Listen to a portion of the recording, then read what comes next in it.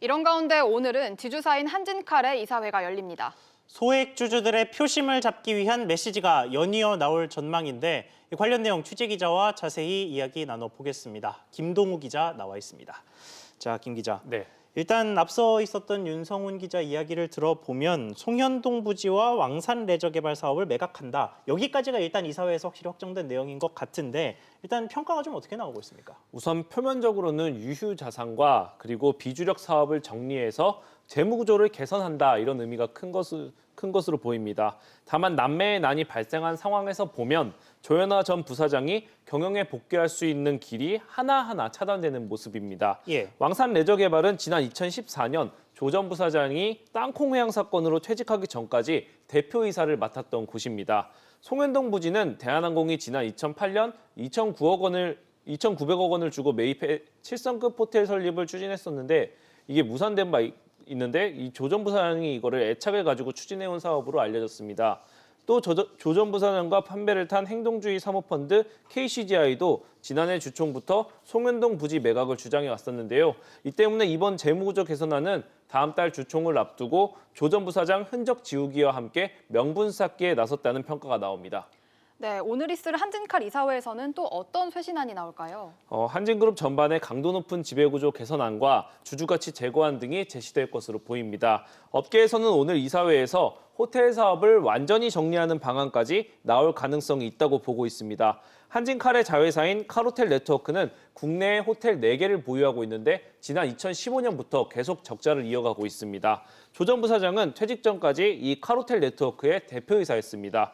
지난 2018년 3월 경영 복귀를 시도했을 때도 칼호텔 네트워크 사장 자리를 노린 바 있습니다. KCGI도 지난해부터 한진 측에 수익성이 나지 않는 호텔 사업을 정리하라라고 요구한 바 있는데요. 이 때문에 이 호텔 사업을 정리해도 명분상 문제는 없어 보입니다. 또 KCGI가 지난해에 이어 올해도 한진칼 측에 요청했던 전자투표제가 시행될지 여부도 논의됩니다.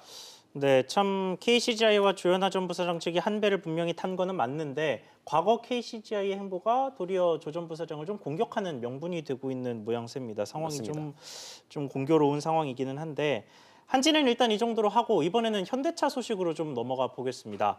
이 신종 코로나 사태 때문에 현대차와 기아차 국내 공장들이 속속 문을 닫고 있는 상황인데 이러면 뭐 현대기아차도 물론 문제가 되겠지만 그 아래에 있는 협력업체들이 더 큰 문제가 될 것 같은데 어떻습니까? 네, 그게 가장 문제인데요. 현대차그룹이 이 중소협력사들을 지원하기 위해서 약 1조 원의 긴급 자금을 투입하기로 했습니다.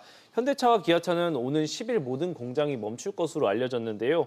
이 공장들이 멈추면 현대차 그룹에 부품을 공급하는 중소협력사들도 같이 멈추게 됩니다. 지금도 현대기아차 일부 공장들이 감산 또는 휴업 중인 상황이기 때문에 협력사들이 큰 어려움을 겪고 있는 것으로 알려졌습니다.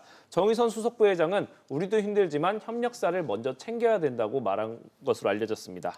네, 또 중국으로부터 끊긴 부품 수급 문제는 좀 어떻게 해결이 되고 있습니까? 네, 현대차는 협력사의 중국 공장에 대한 방역을 강화해서 공장을 조기 가동하는 방안을 찾고 있습니다. 이에 앞서 정부와 협력해 차량 부품 단지가 몰려있는 중국 산동성에 공문을 보내서 일부 공장이라도 가동을 승인해달라고 요청했습니다.